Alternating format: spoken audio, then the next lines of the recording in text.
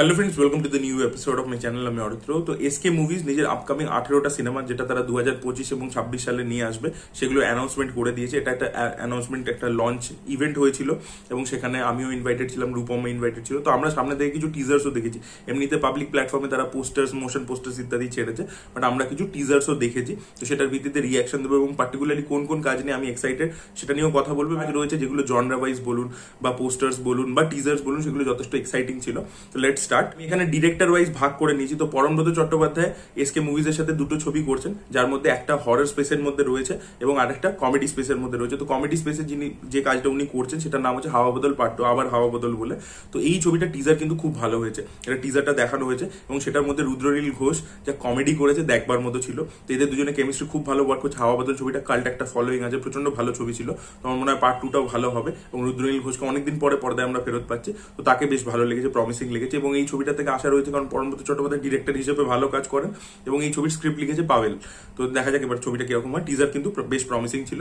আর এছাড়া দ্বিতীয় যে ছবিটা পরমব্রত করছেন সেটা একটা হরর ছবি। এখানে অন্ধকার বলে নাম। এটার পোস্টার অলরেডি চলেছে। ঋত্বিক চক্রবর্তী এবং পরমব্রত রয়েছেন। এটা লন্ডনেই শুট করা, একটা বাড়ির মধ্যেই মোটামুটি গল্পটা পুরোটা, এবং এটা একটা নভেল থেকে, এক্সিস্টিং নভেল থেকে অ্যাডাপ্ট করা হয়েছে। এবং পরমব্রত চট্টোপাধ্যায় রিসেন্টলি কিন্তু হরর স্পেসের মধ্যে প্রচুর ব্যাক টু ব্যাক কাজ করছেন। পর্ণসবারী সাপ করেছিলেন, তারপরে নিখোঁজ ছায়া করলেন, এর পরবর্তীতে ভোগ করছেন। তো এরকমই এটাও একটা সাহিত্য থেকে অ্যাডাপ্ট করে করা হচ্ছে এবং যেহেতু দুজন খুব ভালো অ্যাক্টার রয়েছে, টিজারটা কিন্তু বেশ ইন্ট্রিগিং লাগছিল এবং যেভাবে শুট করা হয়েছে পুরো জিনিসটাকে, এবং লন্ডনের একটু আউটস্কার্টসে শুট করা হয়েছে। সেখানে দেখবেন যে একটা যে ভাইবটা থাকে না, এটা বেশ ফাঁকা ফাঁকা একটা ভাইব, যেটা লন্ডনের মধ্যে থাকে, একটা গথিক ভাইব থাকে। তো সেটা কিন্তু রয়েছে। তো বেশ ভালো লেগেছে টিজার। এর পরবর্তীতে আমরা কথা বলবো যে সায়ন্তন ঘোষাল, তার 3টে কাজ রয়েছে এসকে মুভিজের সাথে। একটা হচ্ছে রবীন্দ্র কাব্য রহস্য, যেটা অলরেডি গোয়া ইফিতে লাস্ট ইয়ার আর কি একটা মানে সিলেকশন ছিল, এবং এর যে টিজারটা এখনো আপনারা দেখেননি, আমি দেখেছি, ওখানে চালানো হয়েছিল, খুব ভালো হয়েছে, ব্যাপক হয়েছে এর টিজারটা। রবীন্দ্র কাব্য রহস্য প্রেজেন্ট ডে এবং পাস্ট, মানে অ্যাকচুয়ালি সায়ন্তন ঘোষাল এই কাজটা করছেন সৌগত বাসুর সাথে। তো সৌগত বাসু আপনার প্রত্যেকে জানেন, তারা দুজন মিলে এই সিনেমাটা করেছিল অনির্বাণকে নিয়ে, আলীনগরের গোলকধাতা। তো সেটা খুব ভালো ছিল, ওই জনরার মধ্যে যে একটা স্পেসের মধ্যে, বা জকের ধন যে সিরিজটা তারা করেছিল, যেটা পার্ট 3 আগেন আসছে, সেটাও রেডি আছে। এই যে একটা জনরা, মানে যেটা কাইন্ড অফ একটা ইন্ডিয়ানা জোনস, নিকোলাস কেজের ন্যাশনাল ট্রেজার, এই জনরার মধ্যে অনেকটা পড়ে। তো এইটাকে না এই ডিরেক্টর এবং রাইটার খুব ভালো হ্যান্ডেলও করতে পারেন। তো রবীন্দ্র কাব্য রহস্যতেও কিন্তু ব্যাপারটা খুব ইন্টারেস্টিং লাগছে, বিভিন্ন ক্লুজ দিয়ে ডিটেক্ট করে বার করছে। এবং রবীন্দ্রনাথের যে এরাটাকে দেখিয়েছে, রবীন্দ্রনাথের লুকটাও খুব ভালো হয়েছে, মানে প্রিয়াংশুকে খুব ভালো লেগেছে, প্রস্থেটিকের কাজ খুব ভালো হয়েছে। ওই পিরিয়ডটাকে যেভাবে রিক্রিয়েট করেছে, একটা ট্রেনের শট আছে, সেগুলো কিন্তু বেশ ভালো লাগছে। ওই জায়গাটাকে ব্ল্যাক অ্যান্ড হোয়াইট দিয়ে করেছে, কিন্তু সেখানেও যে আর্ট ডিরেকশন ইত্যাদি, সেগুলো কিন্তু বেশ ভালো লাগছে। তো বেশ খরচা করে করা হয়েছে। রবীন্দ্র কাব্য রহস্যটা কিন্তু খুবই প্রমিসিং লাগছে এবং ইন্টারেস্টিংও লাগছে। এটা সায়ন্তন ঘোষালের দ্বিতীয় যে কাজটা রয়েছে সরলাক্ষ হোমস, সেটাও বেশ ইন্টারেস্টিং ছিল কিন্তু। এবং সবচেয়ে আমি ইম্পর্টেন্ট যে জিনিসটার উপর নোটিস করেছিলাম সেটা হচ্ছে যে এই হাউন্ডটাকে, মানে হাউন্ড অফ বাস্কার উইলসের অ্যাডাপ্টেশন এটা। তো এই হাউন্ডটাকে কিভাবে দেখায়, কারণ আমাদের বাংলা সিনেমার আপনারা প্রত্যেকেই জানেন যে গ্রাফিক্সের কাজ একটা বিশাল প্রবলেমেটিক আর কি ব্যাপার, মানে হাস্যকর লাগে। তো সেইটা কিন্তু হয়নি। আপনারা যখন টিজার পরবর্তীতে দেখতে পাবেন, দেখবেন হাউন্ডটাকে যেভাবে তৈরি করেছে বিগ স্ক্রিনে কিন্তু বেশ ভালোই লাগছে। তো ওভারঅল মিলিয়ে বেশ ভালো লাগছে। বা দেখা যাক ঋষভ বাসু শার্লকের ক্যারেক্টারটা কিভাবে প্লে করে, অর্ণ এখানে ওয়াটসন প্লে করছেন। তো দেখা যাক এদের কেমিস্ট্রিটা কিরকম ওয়ার্ক করে, সেটা ছবির মধ্যে খুব ইম্পর্টেন্ট একটা হতে চলেছে। টিজার লেভেল থেকে কিন্তু বেশ ভালোই লাগছিল ওভারঅল। এছাড়া সায়ন্তন ঘোষাল একটি রোমান্টিক ছবি করছেন আগে ঋষভ বাসু এবং রাজনন্দিনী পালকে নিয়ে, ভালোবাসি তোকে ভালোবেসে বলে। তো এই ছবিটার আমার ওকে ওকে লেগেছে এটা নিয়ে। এছাড়া মৈনাক ভৌমিকের গৃহস্থ বলে একটা কাজ রয়েছে। তো এটা কিন্তু মৈনাক ভৌমিকের কমফর্ট জোনের বাইরে। মৈনাক ভৌমিক মাঝে মাঝে নিজের জোনের বাইরে বেরিয়ে একটু অন্য ধরনের ছবি করে, এটাও কিন্তু সেই ধরনের হতে চলেছে। রীতা বড়ি রয়েছে। এটা না ভাইবটা হচ্ছে অনেকটা রিয়ার উইন্ডো বলে যে হিচককের ছবিটা ছিল, ওই রকম, যে একটা মহিলা একটা জায়গা থেকে আর কি নোটিস করে কিছু, এবং সেটা সে দেখে হচ্ছে ওই যে সিসিটিভি ক্যামেরাজের যে ফুটেজ দেখে তার মধ্যে দিয়ে। তো পুরো জিনিসটা এটার মধ্যে দিয়েই হচ্ছে। আগেন এটা একটা হরর জনরের মধ্যে পড়ছে, দেখা যাক কিরকম পুল অফ করেছে। এদের কম্বিনেশন দেখার জন্য আমি মুখিয়ে আছি। এটাও বেশ ইন্টারেস্টিং একটা কাজ হতে চলেছে। এর পরবর্তী কাজটা হচ্ছে ডিরেক্টর জয়দীপ মুখার্জি, এটার নাম হচ্ছে অপরিচিত বলে। ঈশা সাহা রয়েছে, ঋত্বিক চক্রবর্তী রয়েছে এবং অনির্বাণ চক্রবর্তী রয়েছে।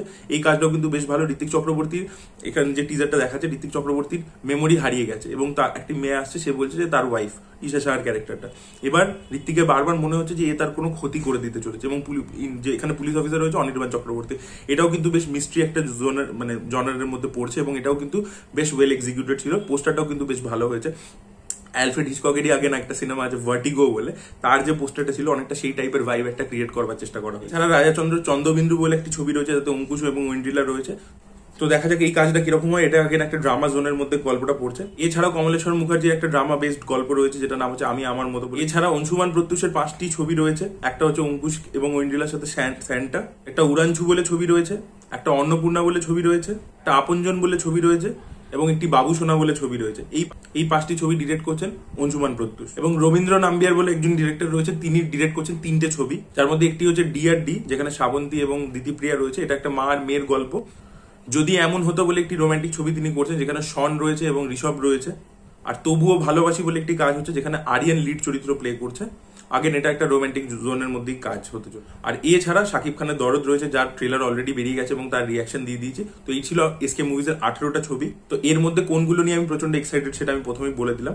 মাল্টিপল জনরের কাজ রয়েছে, হরর রয়েছে, ডিটেকটিভ রয়েছে, থ্রিলার রয়েছে, রোমান্টিক রয়েছে, ড্রামা বেসড রয়েছে, যেগুলো ফ্যামিলি ড্রামা জোনের মধ্যে হয় সেরকম রয়েছে। তো প্ল্যাটারটার মধ্যে 18টা ছবির মধ্যে কিন্তু ভেরিয়েশন আছে। এটা আমরা বলতে পারবো যে প্রোডাকশন হাউস হিসেবে তারা একটাই জনরাতে স্টিক করে রয়েছে। এর মধ্যে মার্ডার মিস্ট্রি রয়েছে, ডিটেকটিভ ফিকশন রয়েছে, হরর রয়েছে, কমেডি রয়েছে, রোমান্টিক ছবি রয়েছে, সব রকম টাইপের রয়েছে এবং আউট অ্যান্ড আউট মাসালা ছবি যেটাকে বলে দরদ সেই ক্যাটাগরির মধ্যে পড়ছে। তো সব রকমের জনরা কিন্তু এসকে মুভিজ কভার করেছে। তো আমার কিন্তু ওভারঅল প্ল্যাটারটা ভালো লেগেছে। As a platter it is very good এবং ইমপ্রেসিভ ছিল। তো দেখা যাক। আমি যে পার্টিকুলার, দেখুন আমি তো কিছু অ্যাজ অ্যান অডিয়েন্স কিছু পার্টিকুলার জনরার ফ্যান বেশি করে, তো সেখানে আর কি ডিটেকটিভ বলুন বা হরর বলুন, যে ছবিগুলোর আমার বেশি পছন্দ সেগুলো নিয়ে আমি এক্সাইটেড। রোমান্টিক বাকিগুলো আশা করি ভালো হতে পারে। দেখা যাক, সেগুলো যখন আরো কন্টেন্ট আমাদের সামনে আসবে এবং ছবিগুলো দেখবো তখনই আমরা বলতে পারবো। আপনারা এই প্ল্যাটারটা নিয়ে আপনাদের কি রিয়াকশন অবশ্যই কমেন্ট সেকশনে জানাবেন এবং এই ভিডিওটা ভালো লেগে থাকলে লাইক করুন, শেয়ার করুন, চ্যানেলকে সাবস্ক্রাইব করতে ভুলবেন না। বাই।